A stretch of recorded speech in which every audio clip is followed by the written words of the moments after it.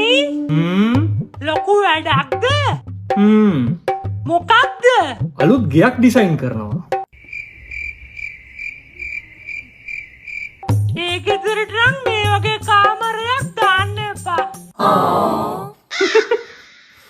අයියත් ගෙදර නැතුව පාළුව ඇතිනේ. තාත්තට නම් ලොකු වැඩක් කමක් නැහැ.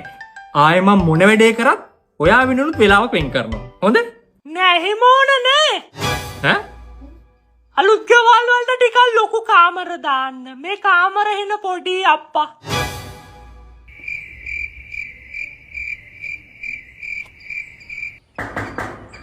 ඒ ගමන මොකද්ද? මේ සානක මහත්තයලගේ ගෙදරද? කොහොමයි?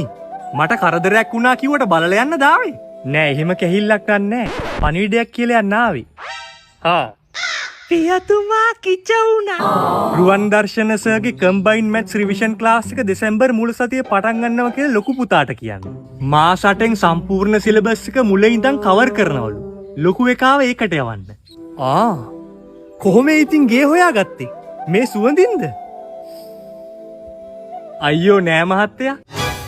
මැත්ස් නහුතට කෙලවන් ඉන්න මෝඩ කොල්ලගේ ගෙදර මොකක්ද ඇහුවම ත්‍රීල් පාක් එකේ හැමෝම දන්නවා. කවුද පියතුමනි ඒ? නමක් ගමක් දන්නේ නෑ. හැබැයි මනුස්සයි.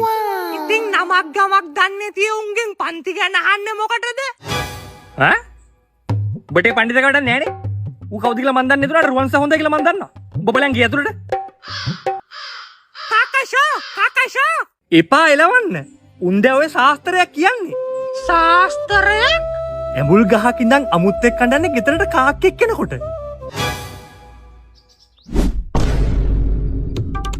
අමුත්තා කෙලිය නේද පියතුමනි ටී-ෂර්ට් එකට?